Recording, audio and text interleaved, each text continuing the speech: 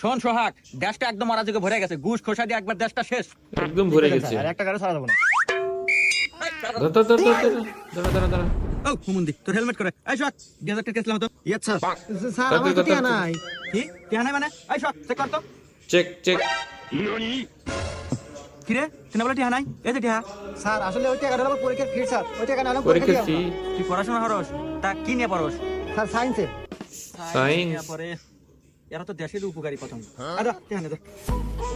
নে স্যার আপনি এত ভালো স্যার, এখন তো পুলিশ এত ভালো জানতাম না স্যার। একটা স্যার, selfie আসলে তুলি। একটা করি স্যার।